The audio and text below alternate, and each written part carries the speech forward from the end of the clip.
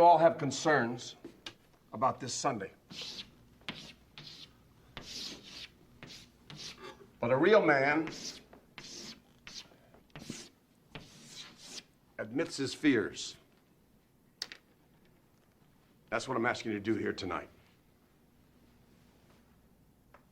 Who wants to start? Fears, let's talk about it. Quicksand. Oh, shit. Hey, quicksand's a scary mother, man. I mean, first of all, it suck you right in, and even if you scream, you get all that muck in your I don't think that's mouth. what Shane had in mind, frankly. Huh? That's not what he had in mind. What are you talking about then, Coach? Well, why don't you ask him? Hey, what's up, Shane? You're playing. And you think everything is going fine, but then one thing goes wrong. And then another. And another. And you try to fight back, but the harder you fight, the deeper you sink. Till you can't move. You can't breathe. Because you're in over your head. Like quicksand.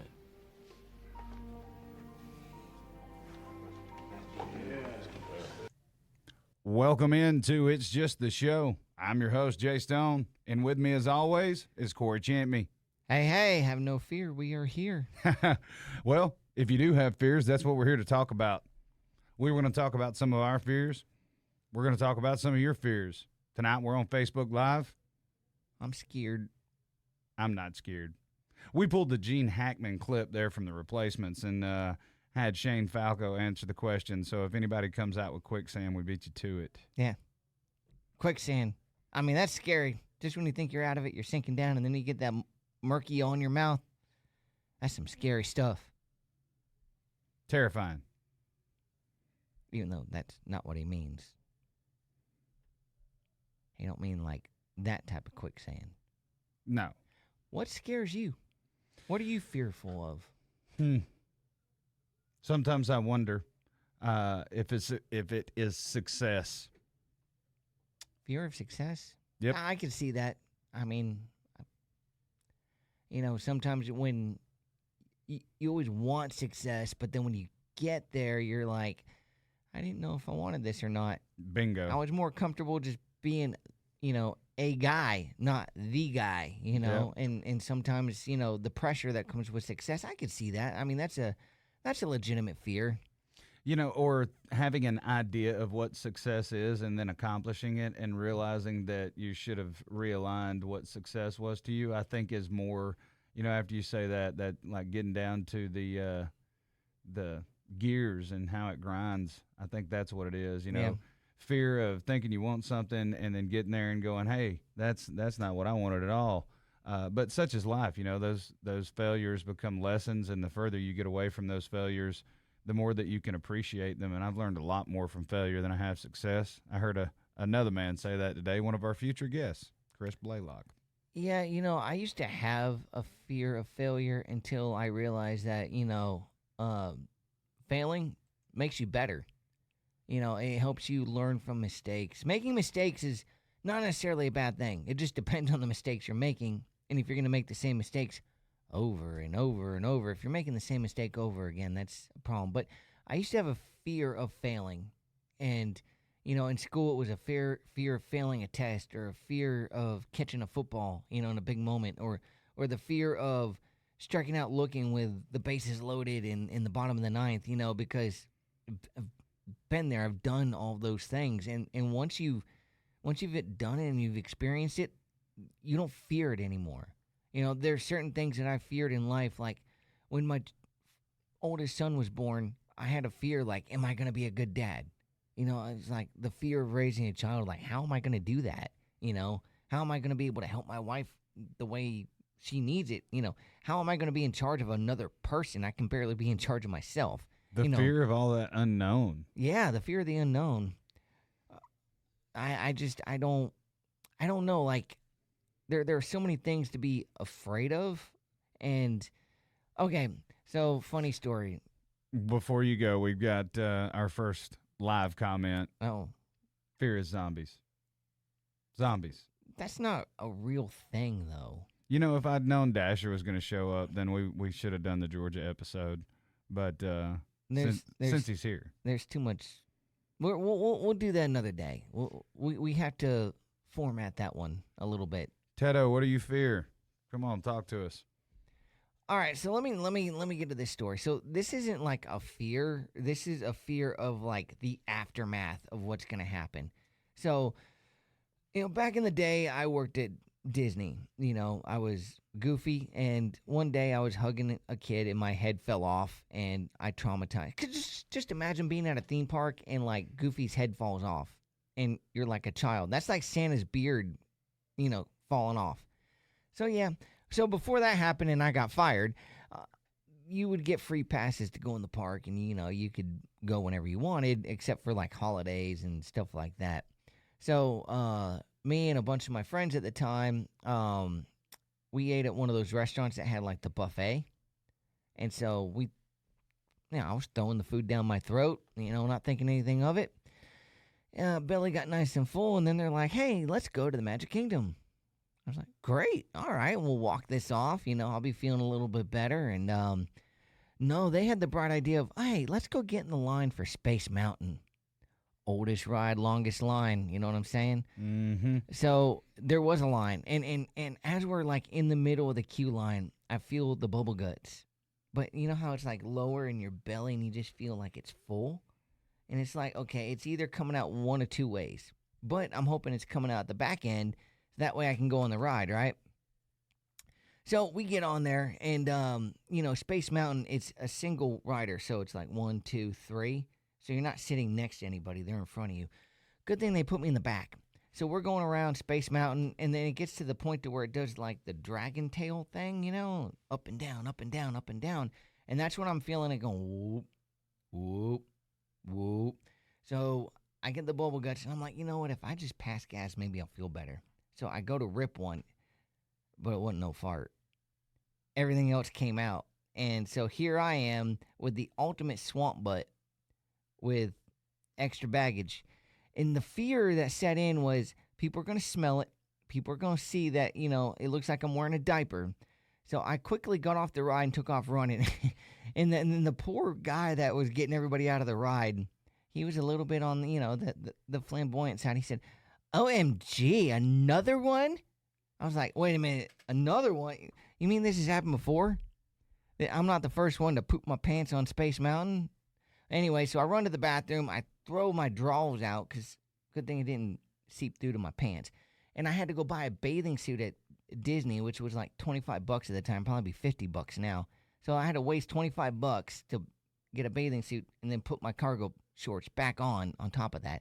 But the fear was that someone was going to smell it, and then they were going to point, laugh. It's that fear of getting backed in the corner and everybody going, ha ha, you pooped your pants.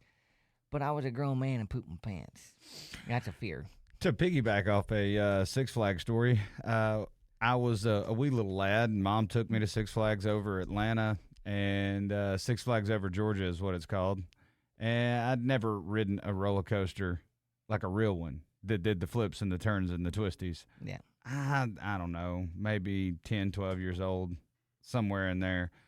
I was fine all the way through the line until I saw the roller coaster stop, the people get on it, and then take off. And then I was the worst child at the theme park. I screamed and cried and pitched a fit. I'm pretty sure that's the one and only time I ever told my mother I hated her. And she was reassuring the park person that I was going to ride the ride. And I rode it, and now I ride roller coasters, and it's fine. But I was absolutely terrified we were going to die. So the first real roller coaster Sorry, Mom. Thanks for hanging in there. The first real roller coaster I rode like that was also at Six Flags. It was the Ninja. Remember that ride? Yeah, that one was my favorite. That ride. No, it wasn't. Mindbender was. Like, if you went on that ride with a bad back, it was like going to the chiropractor. It'd jerk you every which way. My dad lost his glasses on the Ninja. Like, they fell off and fell into that lagoon right below it.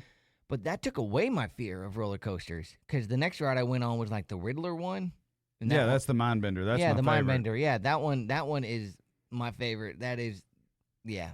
But We've got a few comments here from the Peanut Gallery. All right, let's hear it. Alan Dasher made sure to give me a $400 word, and it is going to get butchered. Is that the hippopotamus one? No, Oh. it is kinemortophobia, and is often considered a joke, where in reality it is often a real phobia.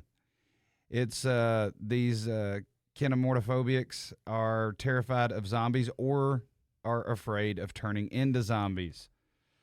James Grizzle is afraid of little people. He's also afraid of. Your wife's watching. Behave. He's afraid of the buffet running out of food, or the Chinese buffet running out of food. And then my mom told me to tell my Six Flags stories. Do you fear like any type of animals or bugs or anything like that? If it moves faster than I can react, I guess that's fear. Snakes. Oh, I don't like snakes. They're slimy. They're creepy. They bite you. I don't like them. You want a funny video of me? Put a fake snake by the door, or let a mouse in the house. My initial reaction is going to be hilarious, but something is going to die because of it. Yeah, you want to see me punch you in the face? Put a fake snake down there. I don't have to outrun you. I don't have to outrun the snake. I just have to outrun you. That's what I meant. Oh yeah, that's the same thing. Like if a bear's chasing after us, I'm gonna trip you. Oh yeah, without a doubt. I mean, I'll call for help. Hopefully that'll help you. But That my friend's getting mauled by a bear, not we're getting chased by a bear. yeah, it's one of those where like I hope he didn't get ate or eaten, but yeah. Zach's got a fear of rats. I can align with that. I just don't. Ooh. Like the wharf rat. Oh, if you've ever seen a wharf rat, like a real one that looks, like a small possum, that'll change your perspective of things. That you'll think twice about throwing trash into the shed. I once saw a little boy poke a dead wharf rat with a stick. I mean, that's a North Georgia thing, I guess. I don't know. Yeah, it is true. Is it alive? Yep.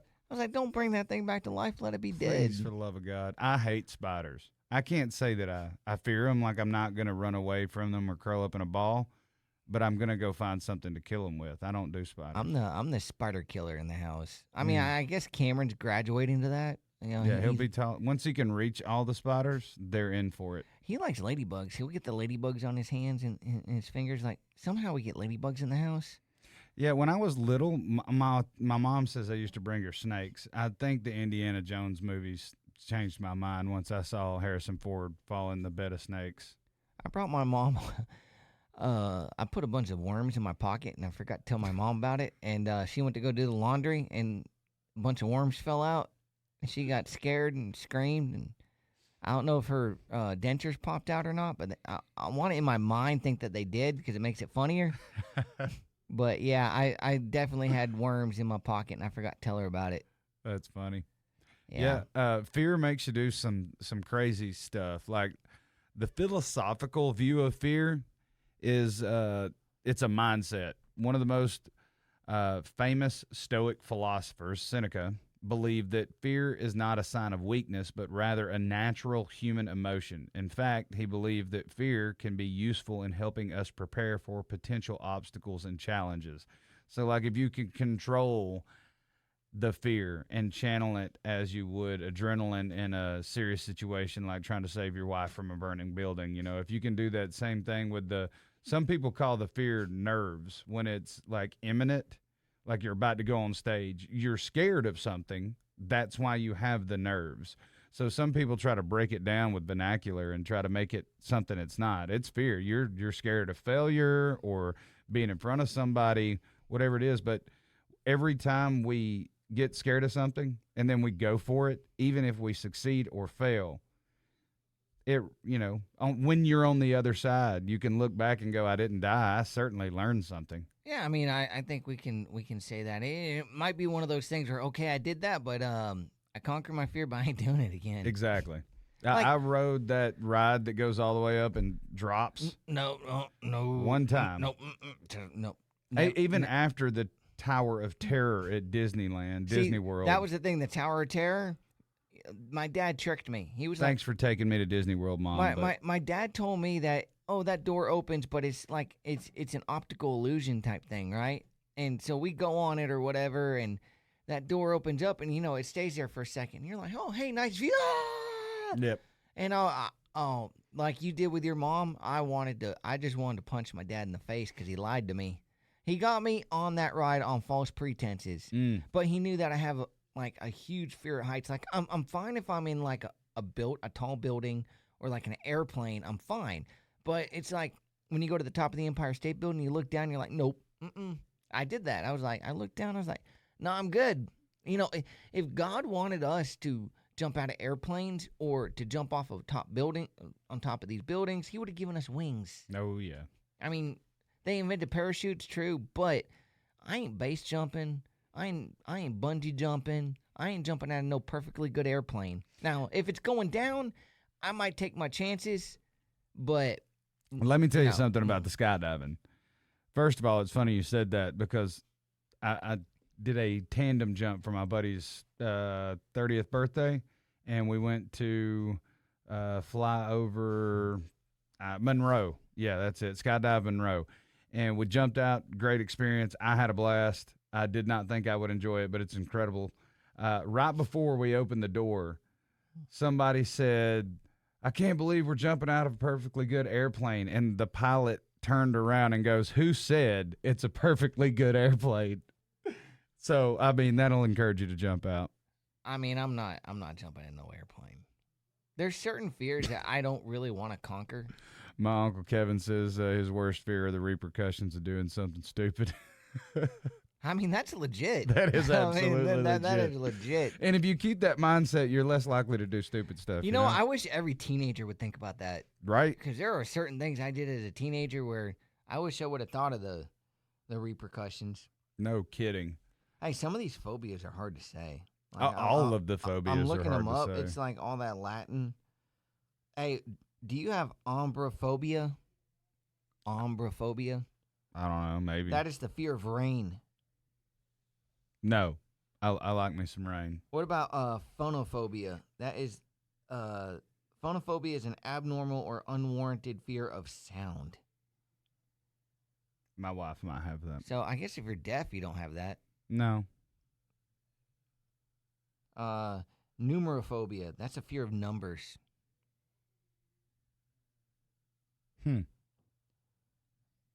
Myrmecophobia. That's a fear of ants. I mean, ants are legit because those things bite and they hurt. I could see people being scared of those things. You know, I've been scared of different things in my life. Like maybe gone through phases. Yeah. Or once we've overcome some fears. We've talked about that. I don't think I'm gonna overcome the fear of snakes. Like I didn't have it, and then I got it, and now every time I'm around a snake, I don't revert back to when I was okay with snakes. I'm still not okay with snakes. I don't think we'll ever be cool. No. And that's the way I feel with, like, heights. Like, I don't remember being afraid of heights when I was a kid because, climbing trees and doing all that type of stuff. Stultophobia, the fear of doing something stupid. Oh, how about ephebophobia, which is the fear of teenagers. Yeah. My Chemical Romance. Especially, like, the teenagers that drive on the roads. Talk about scary. It's getting worse, too, with every generation. I hope my cousin sets himself aside as a good driver of this generation. Oh, Lord. Here we go. Aerophobia, the fear of fresh air. That's, wow, that's interesting. Isn't that like, no, the guy from the Benchwarmers, he didn't like the sun. He was afraid of the sun. Oh, how about electorophobia? What is that? Fear of chickens. That is, what? Yeah. My dad had that when he was a kid, but it was a rooster. There was when he was a kid, there was this like alley that you could take that would cut to the center of the town that he grew up in, to the candy store. But there was this rooster named Alvin. No joke, that would chase all the kids and everything. Mm-hmm. Well, you know how my dad figured out he was a fast runner? because he could beat the rooster. He's the only kid in the whole entire street that could beat the rooster. That's funny. So he was the one that was getting the money and running to the candy store, get the candy, load his pockets up, and run back. And my grandpa drove by one time watching me. He said, I saw this skinny little twig kid running and a rooster chasing behind him. He was like, wait a minute, that's my son. What in the world? And he said that was the funniest thing he ever saw in his life. That's awesome. A little Forrest Gump-looking kid running from the rooster. That's good stuff. We got a few more comments. Got a second vote for fear of little people. I don't want to say anything derogatory. I don't know what's politically correct. But I like little people. They're funny. They make me giggle. no one ever questioned if you were strange or not. What's wrong with little people? They can't help that they're little. I didn't say anything was wrong with them. I'm just saying there's people that are scared of them. There's probably nothing wrong with non-venomous snakes. But I hate them too. You know what's great about little people? If you travel, you put them in a suitcase, take them with you. You don't have to pay for an extra airplane ticket. They'll fit in the overhead. I don't think that's how it works. You know where the luggage in your carry-on? They can fit in the overhead. No. Yeah, you just sit them up there with a little pillow and be like, all right, fella, just stay up there until we land. They'll be all right. They're doughy. They roll around a little bit. Someone was offended by that, I'm sure. Can't say doughy. I mean, we're all a little doughy. Oh, for sure. Anybody over 30 is a little doughy. I mean, I know people that look like a busted can of biscuits. I do too. Yeah, I mean, but little people are great. Have you ever watched little people play football? Adam Dawes said thalassophobia. I don't know what that is. Gesundheit. Oh, thank you. Bless you. Yeah. Is that one on your list? No, I have globophobia. What's globophobia? Fear of balloons. That's an odd one. I'm like, I know people that are fear of, like, the popping of balloons where they set themselves up, for the noise. They cover their ears and everything. Yeah. I don't know if that's a fear. The fear of popping balloons. You know what Confucius said about fear? No, I know what Confucius did say. If you go to bed with itchy bum, wake up with stinky finger. Yeah. He probably said it just like that, too. 'Cause he Probably did, You think yeah. he spoke English? No. He said fear keeps us focused on the past and worried about the future. There's some stuff before that, but I don't want to confuse anybody. Will Crunkleton said deep water. Hey, this one's easy. Wait a minute. Deep water. Deep water. No, Like the ocean. I'm not afraid of the water. I'm afraid of what's in the water. Sharks. But I can align with deep water. Mean, drowning is like a legitimate fear for a lot of people. No kidding. I'm not good at a lot of things, but I am good at swimming. So, I've never really had that fear. Well, the result of, getting tired in deep water is drowning. You know how I learned how to swim? I got thrown in the water and say, swim or drown. I'm pretty sure they would have jumped in after me if I was really struggling, but I figured it out pretty quick. I love how I have two friends that have never met each other. Will Crunkleton and Adam Dawes have never met, and they're both talking about thalassophobia, which is the fear of deep water. Yeah, Unless Will was just answering Adam's question. But, Will was like you. He's afraid of being a bad father in hindsight, to be honest. Yeah, I don't have that fear now because, I have a really awesome wife that's an awesome mom. So it kind of makes my job a little easier. I'm just the one that has to dole out the punishment. No kidding. I'm one of those where all I have to do is just get loud and they, straighten up. Pretty much. Oh, here's an easy one. Zoophobia. My dumb brain would have been like, fear of zoos? Yeah, that's exactly where my dumb brain went. Fear of animals. Oh, well. It makes sense. Mm-hmm. Fear of the animals in general. I wonder if it's specifically domesticated or wild. Emetophobia. What'd you call me? Emetophobia. What is that? Fear of vomiting. Oh, man. I don't have a fear of it, but I sure do hate doing it. That is one of the worst feelings in the world. Whoa. I guess my biggest fear, the more we're talking about, is like not being enough. Not being enough. Yeah. Fill in the blank. I always, to this day, I've been married for 14 years.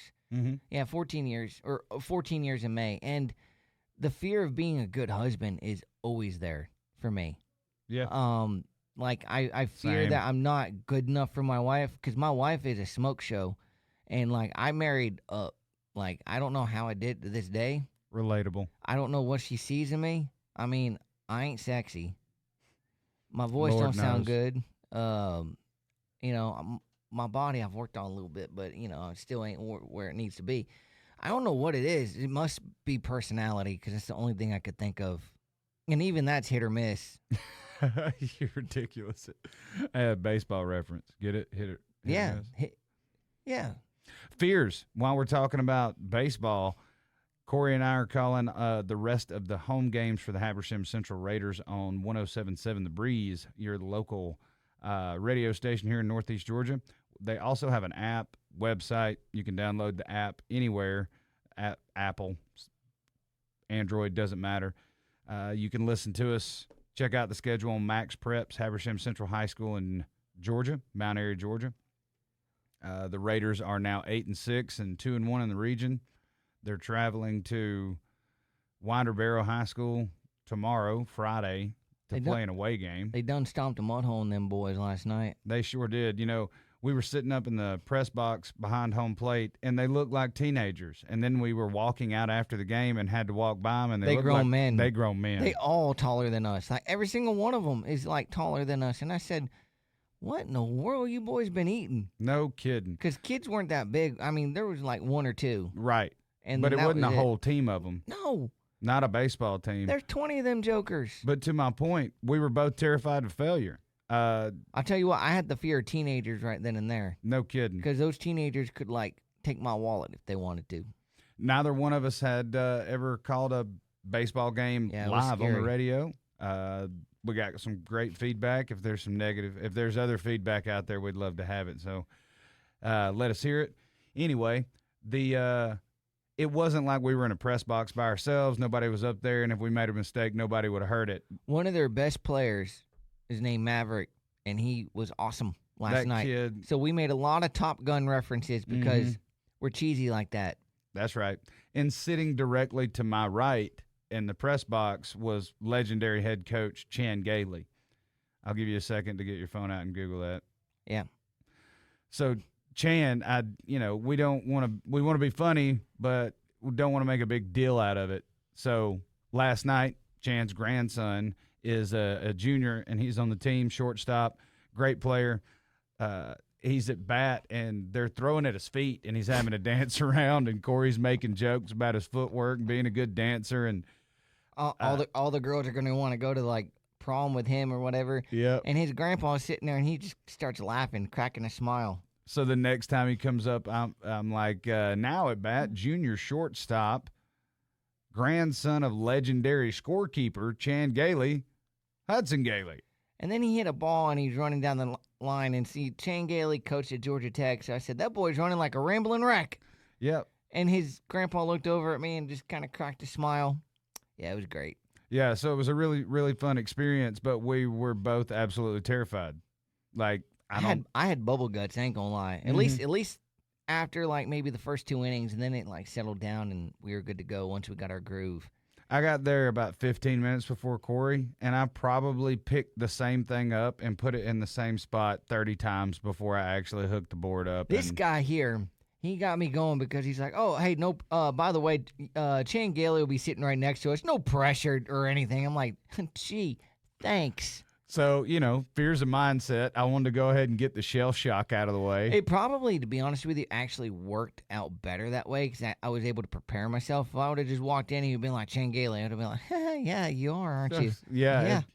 For 30 minutes, you wouldn't have been able to get your head right. But it's a real pleasure and a privilege to be able to have the opportunity to call high school sports and get some exposure for these kids. Let me say one thing. I think my wife has a fear of stinky boys because she's got me and my 2 sons, and sometimes we be stinking. Oh, yeah. I didn't realize how bad us men smell until I walked by that locker room last night. Yep. That was awful. Oh, I mean, Awful. it smelled like sweaty jock straps and sweaty We don't have to feet. go on. That's TMI. And It smelled awful. It made my eyes water, and I just walked by it. I didn't stick my head in there. I just walked by it, and my eyes started watering. It was Yep. like I cut an onion open. That's how bad it was. Mm-hmm. And I mean, it did not. The door was open before the game started. When we walked in, nobody, in the locker room. After the game, the doors closed, and you can smell the locker room on the way out. Yeah, them boys. Jay said, played hard. I hadn't smelled that bad in a long time. I said, I smelled that way yesterday. What are you about talking about? 17 years. Yep. How about nomophobia? Like, no. Like phobia? the former Japanese pitcher Hideo Nomo. Oh yeah, I'd be Nomo- terrified. Nomophobia, that's not the fear of Hideo Nomo. It's the fear of being without a smartphone. I'm sure there's a lot of Oh, yeah. Generation A out there that's Here, Gen A. Europhobia. No, Europhobia. No, you are. It's the fear of urinating. Like, period? Like, anytime. Like, not just peeing your pants in public, but the fear of peeing in general. Like, who has a fear to... I mean, have you Hey, ever we had... listen, we don't judge. Have you ever had to hold your bladder? Yeah. Well, I mean, not like a baby. No, but I'm like hold it, for a period of time. Like, if you're on a road trip and you're like, man, where's the next rest stop? Mm-hmm. Yeah, it hurts. It does. I don't know how anybody could go on like How can that. you have a fear of going tinkle? I Uh-huh. don't get it. I don't get it. Somnophobia, Nope. the fear of initiating sleep or Like- falling asleep. The fear of falling asleep. I mean, I think that falls under the FOMO, the fear of missing out, because a lot of times, like I see this with my boys, they will fight sleep because they're afraid they're going to miss out on something. Yep. They're like, no, I don't want to do it because mommy and daddy are going to, like, do something fun or, like, turn something else on TV that's going to be better than what I'm watching now. I don't want to fall asleep. I don't know. The fear of waking up would be one, I guess, for some people. I have a fear of having a losing season in Georgia football. I have a fear of anytime the Yankees make the World Series. Yeah, I don't want to have to hear that for a year. Yeah, or the Dodgers. I'm afraid of a Dodgers dynasty. I'm afraid of the Dodgers like a three-peat or something like that. I do not want to hear it. You remember how you said your wife sounds when you wake her up in the morning? Yep. Whenever I think of a Dodgers dynasty, I think of your wife's dragon sounds. Yep. Same. Yep. Yeah. Yeah. She's nonverbal until That should be a 3 fear. cups That of should be a coffee. fear of yours, like waking your wife up in the morning. It is. I just, I guess it's part of my Stockholm syndrome. I just didn't bring it up. Stockholm syndrome. Like you're a kidnap victim. Yeah. You're falling in love with the person who kidnapped you. Hey, that's my banana box under the bed. There might be another one like it, but that one's mine. Ranid phobia. I don't get it. Fear of frogs. No way. Panophobia. Is that a fear of pandas? No, that's a fear of everything. All right, that's me. I'm panophobic. How about Keanuphobia? If it's not a fear of Keanu Reeves. It is. It's a fear of Keanu Reeves. How could you be afraid of Keanu Reeves? He's like the nicest guy ever, from what I understand. Unless you only believe that he is John Wick, how could you be afraid? And like he takes pictures with girls and he doesn't even touch them. Like he just leaves his hand hovering. Mm-hmm. And people take pictures of him eating with homeless people all the time. Yeah, because he looks like a homeless dude. Yeah, but he's not. And apparently he does. His character Shane Falco has a fear of quicksand. That is true. Let's see. Are there any other? Vestophobia. That's a fear of clothing. So these are for like nudists. Maybe Adam and Eve. That's the most White County thing you've said today. What, nudists? Or fear of clothing?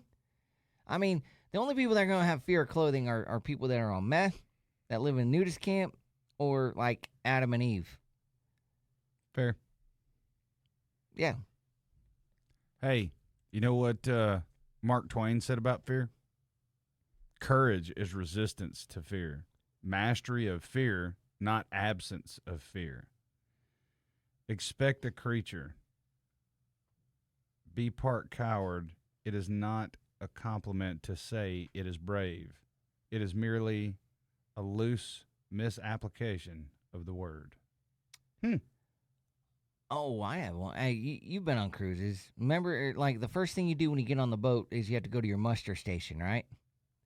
And they bring you there and they show you, like, how to put on the life jacket or how to get in the lifeboat and explain all that.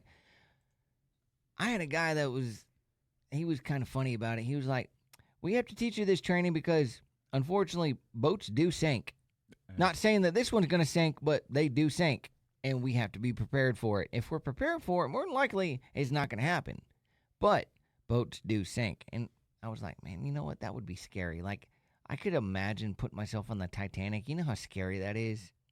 Talk about some deep water. That is some deep water. And it was cold. It was freezing. And a boat, and when a ship's sinking, you hear all the everything. The rivets are popping out. Water's rushing in. Yeah, that'd be scary. And then you're in a little rowboat waiting to be rescued.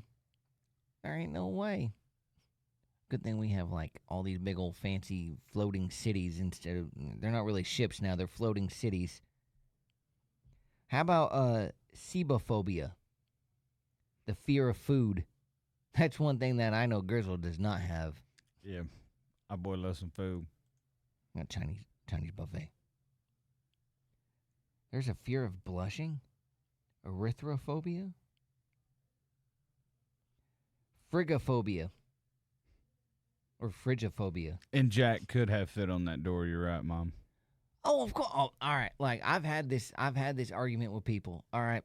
I know Kate Winslet was kind of, she had some big hips, but Leonardo DiCaprio, Jack, could have fit on that door, and she said she'd never let go. And what's the first thing that happened when he died?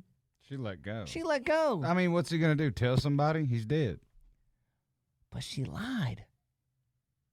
She said, What did you expect? I'll never let you go. I'll never let you. Get out of here. You lied. Never trust a redhead. I don't know if that's the lesson we're trying to learn here. I think that you should have made her get on the boat with the other women and then figured it out yourself, Jack, and you never would have died heartbroken. You'd have died a hero. So, in my opinion, it's Jack's fault. Or he could have just pushed her off the boat when they're, at the front of the boat. He could have just been like, boom, and then she.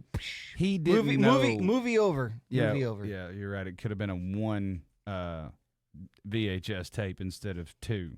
I don't know if it would have saved us a lot of time. Yeah.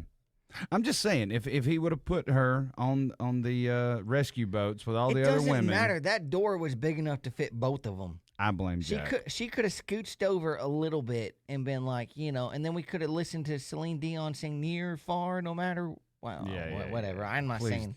Lord, don't. I'm not singing that song. It's been played out, but your mom is right. Jack definitely could have fit on that door. She is, but I'm just saying Jack should have never put himself in that position. I mean, he could have done a Jack Sparrow thing and just put two sea turtles, tied them together with hair from his back. A legitimate fear, on a serious note, like a legitimate fear is being immature and not cherishing every moment with your loved ones, like getting in a spat or an argument and then going out and getting a car wreck and not apologizing before something bad happens. Like, people take life for granted. So my fear is that I get so caught up in the moment that I take life for granted. So, say something nice, save a life, hug your loved ones. You hear every day, call the people you love. You never know, and all that. You never know when it's their last day. If you don't call it, send a text, an emoji, something. Yeah, I was in a meeting this morning, and I can hear Jay's voice down the hallway because it projects. Believe it or not, his voice projects. And I heard him saying to somebody, "Every day's a good day. Every day's a good day." And he was saying that walking down the hallway. Our door was open. Where we were having our meeting, and I turn around and I tell everybody, "You know something? Every day's a good day." It's contagious. Yeah. Yep. But, I think I do have a fear of regret. Mm-hmm. Like, for instance, like when my grandpa died, I never got to go to the funeral because it was up in Massachusetts. I was down here. I never had that closure to tell him, I love him one more time. And yeah, he had bad dementia and everything, but still, it was for me. I never got that final closure, and I regret it to this day. I regret some of the decisions I've made in the past, but I've also understand that they helped me grow into the person that I am today. Like, every mistake that I've made has made me a stronger person. Mm-hmm. So, I mean, It should. There is a fear of regret, but there's also the fear of not taking risks and not trying.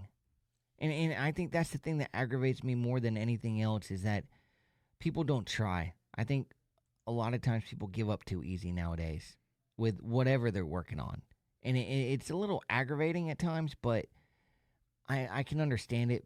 But I know that for some people, that's their fear, is the fear of messing something up. So they rather just give up instead of trying. And the fear of messing up, like, I know that I'm not the best cook in the world. Like, I can cook some stuff, but I'm not the best cook in the world. I have that fear going in that I'm going to mess it up. And my mindset's already like, I'm going to mess this up. So it's going to end up being messed up. Fear is a mindset. It's going to help you, or it's going to be your worst enemy. So our lesson's got to be, you have to be in control of your fear. One must rise above their circumstances and take control of their life. Otherwise, someone or something else will. It's the culture of accountability. There's a great book called The Oz Principle. It's a pretty cheap paperback copy. Find it free on a lot of those Audible sites. But The Oz Principle, it introduces a train of thought, and it creates an opportunity for you to take your life and take control of it. So anybody out there who just, fears success or fears failure, or, why? Dig into it. Call somebody, talk about it. Find somebody who has failed already. Find someone who has been successful. Seek some guidance. Can you say that one? I can't say that, but it's a fear of a duck watching you. I mean, if you really want to think about it, there's probably one of those phobias for every single thing you can possibly conceive. Here's a fear of peanut butter sticking on to the roof of your mouth. That's just a snack for later. I don't know why that's a fear. Banana phobia, fear of bananas. That one was pretty self-explanatory, wasn't it? Yeah, they nailed that one. I mean, why can't they all be that easy? My fear is that I won't leave a legacy of positivity. My fear, I think that's one of the things, fear is a great motivator too, because my fear of dying and my only legacy being a bad person and a drunk was my motivation to get sober. So fear can be positive. It's just all in whether or not you're willing to take control of your life. So the fear of, that reputation of not contributing to the future and to the youth of the world and making a better tomorrow. I feel that, yeah. That bothered me, and I think that's some of the things that help you and I get sober is the fear of being bad people. Well, and not having enough time to make it right in the world. We're talking about fears. I'm going to get real for a minute, and I apologize. I know that I'm kind of usually the funny guy, and I say funny things, but for a few minutes here, I'm going to get real, if that's all right. Mm-hmm. So some of you all might know my past. I've mentioned it in previous shows. I know Jay knows the extent of it. I grew up in a situation where, yes, I'm an only child, but I'm not the only child. Like, I had a younger brother that died at 3 months old. So a lot of that you can imagine losing a child. I'm a parent now. That's a big fear of mine. You want to keep him safe. You want to do everything you can. But my brother had something. They don't know what it was. But anyways, my parents got stuck in a rut. It led to the end of their marriage, and my mom became so obsessed with my brother that my whole entire life I've been chasing a ghost, and my fear was that I was never ever going to be able to make my parents proud. And that led me down a path of drinking, alcoholism, and then it became a fear of I'm going to end up a failure, and my parents are not going to be proud of me at all. And I didn't grow up in a household where my parents would tell me, "Oh, I'm proud of you." Like it was in a cheat. And then on my dad's side, it's not his fault. It's the way he was kind of raised too. But my mom's side, it was not necessarily the best upbringing. But anyways. So I was always, everything I did, whether it was sports or it was school or whatever, I was trying to overachieve because I had that fear of not being good enough for my parents. And I think as an adult, it's kind of rolled over a little bit, not nearly as bad. I kicked the habit. I've been clean and sober for, about 15 years. And I think my fear is now that I'm just not going to be good enough for my kids. I'm not going to be good enough for my wife. My wife is pretty good to say that she's proud of me. But she's also real quick to point out the things that I do that are not great, which Aren't they? All the good ones are. that's marriage. But growing up and going down the path that I went down, a lot of it, and I think a lot of people are going to be like, "Oh well, your parents didn't say they're proud of you. Big deal." No, it is a big deal because your parents are supposed to be there to lead you down the right path and to acknowledge your accomplishments, but also tell you when you failed, right? And tell you when you messed up. I had just a one-way street. They always let me know when I was doing something wrong.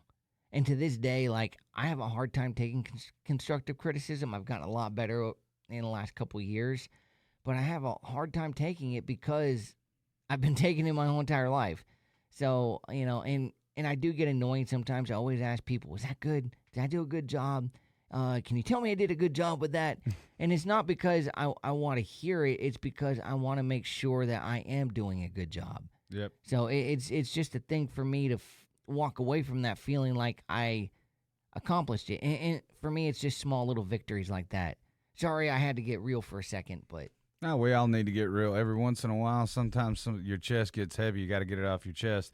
I was walking out of work today with somebody that I don't often see or communicate with, and they were pretty much expressing that they had a lot going on, and I just stopped and let them all get it off their chest, and they had said thank you, and I was like, men don't get stuff off their chest every day, so when they do, and a man talks to another man about his troubles, you stop and you listen, because when you don't, those men have to pin that up inside, and then they die of a stroke in their 40s. And I've watched enough of my friends die at an early age. So y'all talk about your fears, get it out, and find out that it's normal. I think a lot of men have a fear of being weak or looking, of course. like looking like they're weak because men we're raised a certain way where everybody wants to be the big strong protector of the family and stuff like that. But yeah, I think that we take so much as men, we absorb a lot. Like, we take a lot in and we hold it so we can keep it off of our wife and our families and stuff like that.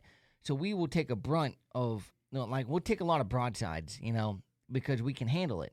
But there's still someone that you need as that outlet to go and be like, okay, I've absorbed all this, now I need to let it out. Mm-hmm. And a lot of people, they have these fears that they don't have anybody they can go to. So like as men, we don't want to cry because it makes us look weak, right? It's okay to cry. It's okay to go to somebody and Just say, not in public. Yeah, no. You don't cry in public, you wuss. I mean, big it baby. happens, man. Like, sometimes you cry in public. Sometimes that's why we're talking about fear. Sometimes your fears come true, So your fear might be losing your father. Your fear might be you might be a paramedic, and your fear might be working an accident that family member's in. It's okay to cry. Sometimes it happens. There are times when we're young that we're challenged by an older generation to suck it up and push through. That's because sometimes it's okay to cry. Not all the time. Yeah. Not every time. Like, I think I could count on my hands how many times I've saw my grandpa crying. I think some of them were at funerals and like a wedding, and that's about Once. it. That's about it. But I mean, I don't want to get into how. I mean, I that cried. part. I cried don't. when the Red Sox won the World Series. That was awesome.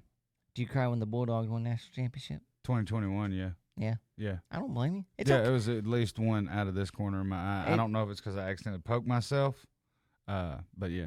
Someone was cooking some onions somewhere when the Red Sox won the World Series. That's what it was for me. Mm-hmm. Yeah. Yeah. It was them onions. But no, seriously, like, it's okay to talk about your fears. We all have them. Mm-hmm. You know, it doesn't make you weak to have a bunch of fears, whether it's little people or whether it's snakes or heights or Deep water. deep water. I mean, any of it. It's Or the fear of failure, being a bad father, being a Yeah. bad husband. I mean, if you have fear of deep water, I guess you ain't gonna get in no submarine. The fear of being the first one in your family to accomplish something, so you sabotage yourself. I see that a lot in people in their early 20s, and that's why I said, I did it. at the top of the show. You did it. Yeah. I did it. We self-sabotage because once you become aware that, when it's time to grow up and it clicks, a lot of kids will get in trouble to try to prove to everybody that they're still a kid and they're showing out or whatever because you have a fear that the fun is over.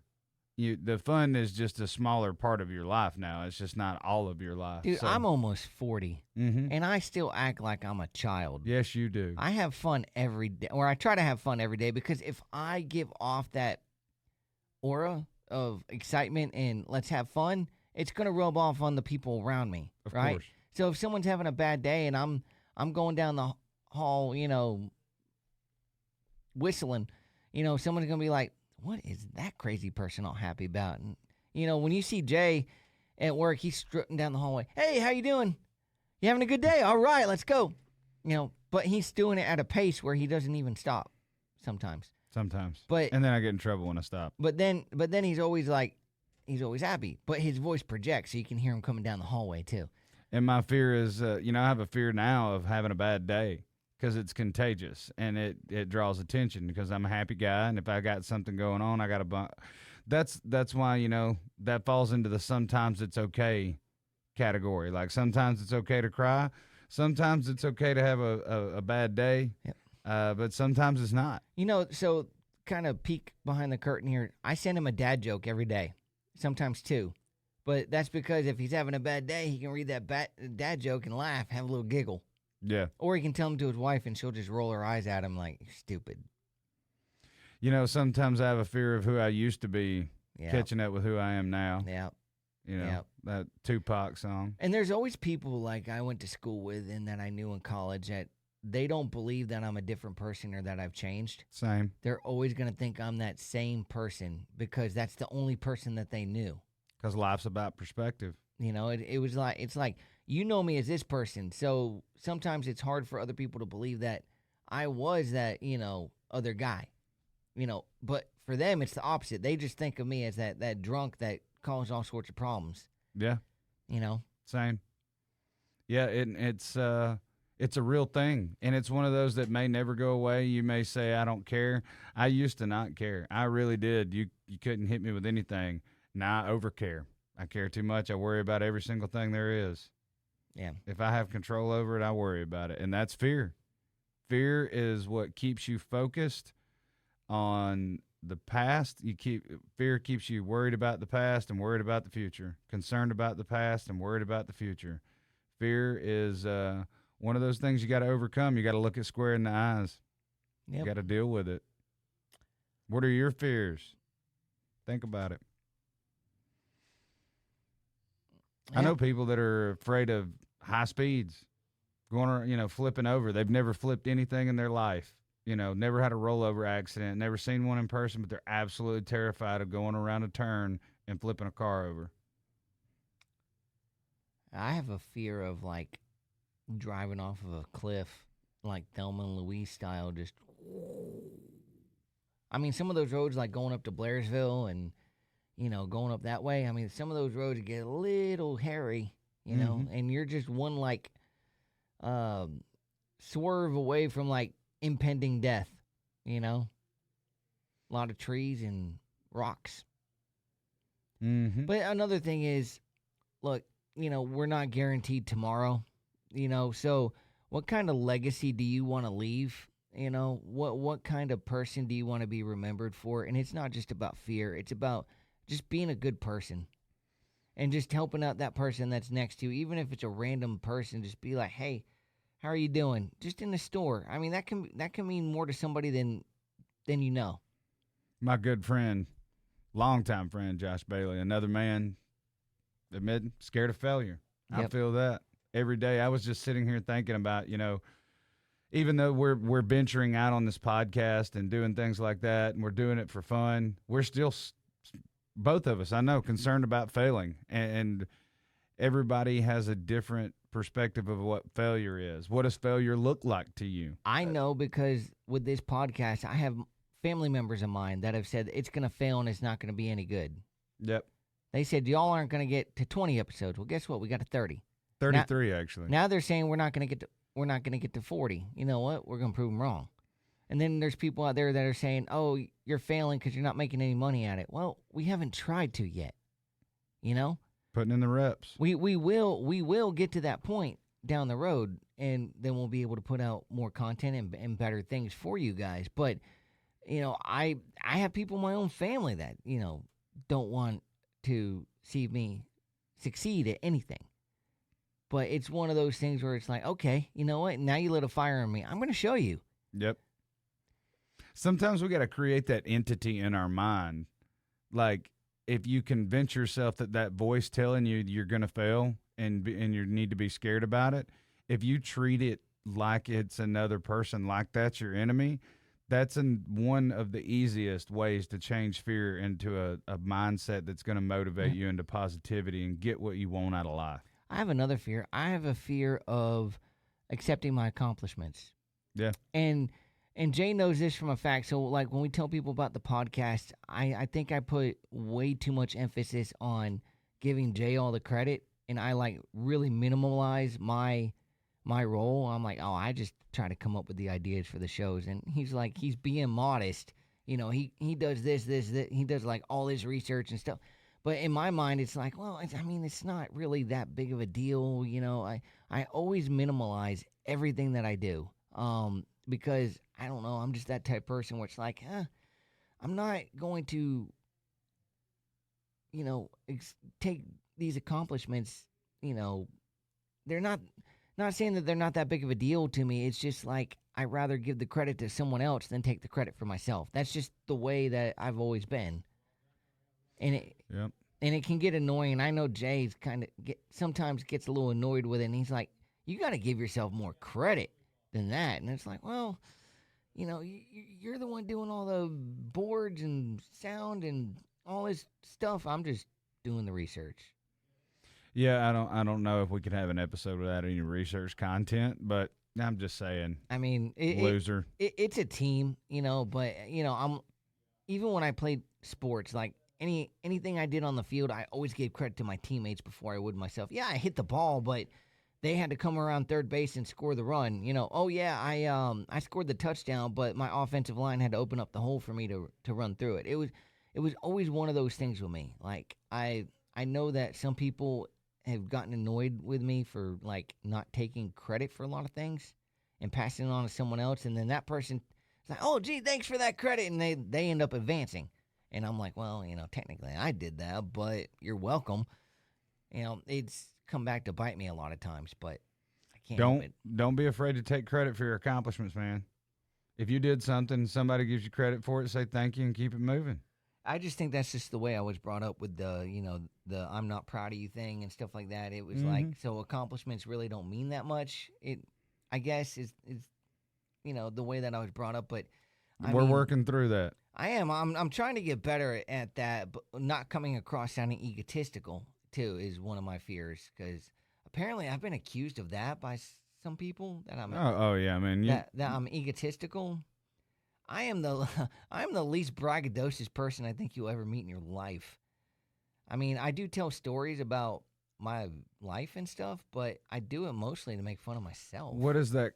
You're neurodivergent, though. It's how you relate to people when they tell you stuff. I'm the same way. Like, anybody that thinks I'm trying to trump them is not neurodivergent because they don't understand that that's how I'm relating. They told a story. Yeah. And I think in my brain, if I say, cool story, bro, that's awesome, and then I don't say anything else, I think that they're going to think that I don't really give a crap about what they just said because I'm neurodivergent. And when I finish my story, if Cory tells another story that's relatable, so now I know he really understands what I just said, my brain appreciates that. If Cory goes, cool story, bro, and keeps scrolling on his phone, I don't know if he heard what I just said, and I'm about to start quizzing him. Well, that's why we have a podcast together. That's right. Because our personalities are a lot alike. So there's been times if you've listened to the podcast where he'll say something, and then I'm like, oh, I got a story about that. Or I'll say something, and he's like, oh, speaking of which, I have a cool story. Yep. You know, and it's great. It's fine. But a lot of people look at that as being egotistical. Oh, you always turn it around and make it about yourself. No, I'm trying to make it relatable because in my brain, I have to tell a story to make it make sense to me, to make it relatable to me. There's another fear, being misunderstood. Exactly. I'm terrified of being misunderstood, especially since we're on the internet now, and everything on the internet is permanent. So every time we say something, it's not calculated. There's no script on the table. You can look and see the only thing there is Cory's phone and Duncan, because here's my script. It's my just script the show right here. runs on Duncan. I have a fear of being misunderstood. Anyone that's ever personally met me knows that I have pure intentions. I want everybody to be happy. I want to love everyone. I want everyone to love everybody else. And when you're winning, we're all winning. So find your people. Let me just say this. So from day one, from the very second that Jay and I met, it was boom. We immediately got along. And you know, I've met people like that before too. But you guys, all you guys watching, and for those of you who are gonna watch later, which I don't know why you're not watching live, losers. Anyways, for all you people that are watching, we thank you. You guys are part of our team. You guys are part of our family.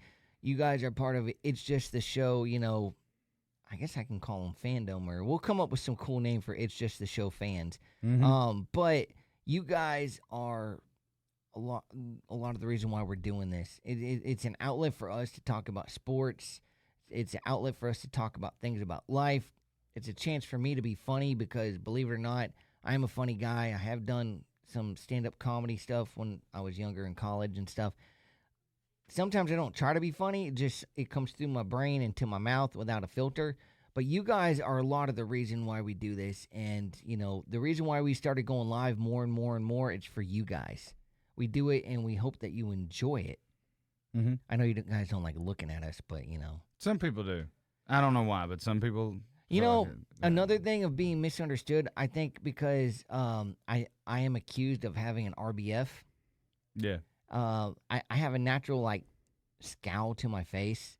And so, at work, I mean, it's worked to my advantage. I mean, I've had people actually avoid me and go down different aisleways at the store because they think I'm gonna hurt them and beat them up. And that's another thing that you and I have in common. We both have kind of that that natural scowl to us.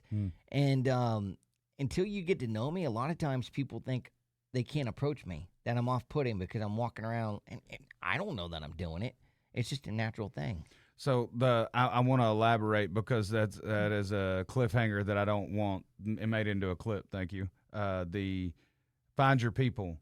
Go somewhere. Go to a baseball game. Go to a basketball game. Go to a conference about Comic-Con. Go to Comic-Con or go to a conference about comic books or anime, collectible items. Find your people. Yep. Relate to those people. Get away from the everyday people that you always see that have one perspective of you that's going to restrain your growth.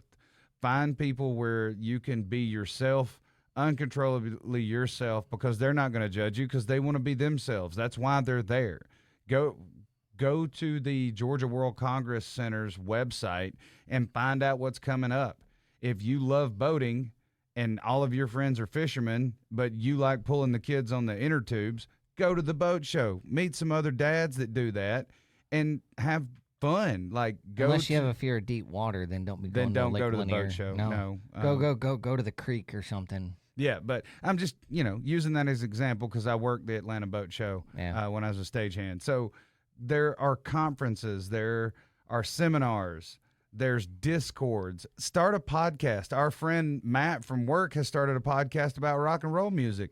That's a win, man. Find your outlet. Don't be afraid to be yourself. If I find any takeaway from this episode, if you're going to have fears, never be afraid to be yourself. If you're being yourself and you're not accepted in the circle that you're in and the areas that you're in, it's one of two things. One of two things. One, the people that you're around, you shouldn't be around. Or two, you're a bad person and you should work on yourself. Okay? Always be yourself. Be candid. And you know what? Love who you are, because there's always one unique trait to every person. And what makes you you is what is great, because we're all different. We're all wired differently. We all have things that set us off. We all have things that make us happy.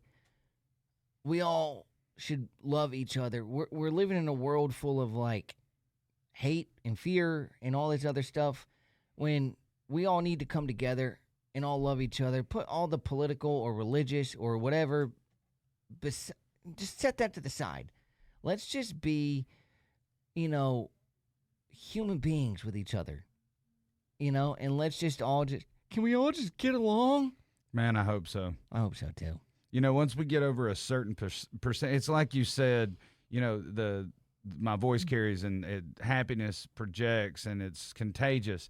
It's the same thing. Once we get over a certain percentage of humanity, believing that love always wins and treating each other the way they want to be treated and doing the things every day, in the hopes for a better tomorrow, and stop hating on each other and worried about what each other's doing in their private lives and all that. Once we're worried about a better tomorrow and not how this is going to affect us today, and we start loving ourselves. I know we're using it right now, but social media I think it ruined us.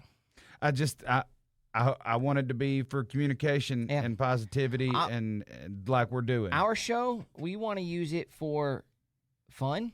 We want to use it to bring people together within the community, and it's just the show community. We want to bring it together to just show that we all appreciate each other. Let's use it for positivity, not negativity. Thank you guys for tuning in on Facebook Live. We appreciate you. Everybody out there on the interwebs, thanks for tuning in. And don't fear the Reaper. Don't fear the Reaper. You can find us anywhere where podcasts are found. Thank you guys for listening. Tell a friend about us. Share our podcast with somebody you know that enjoys sports. We do these one-off segments at least once a month so that we can, reach out to people who don't particularly care for sports. We've done a back in time special, all kinds of stuff. We got another one coming up. I'm just kind of researching it. It takes a little while, so bear with me. That should hopefully be coming up in a couple weeks. Yep, we'll have our next live in April. Thank you guys for listening. And for Cory Chammy, I'm Jay Stone, and this is Just the Show.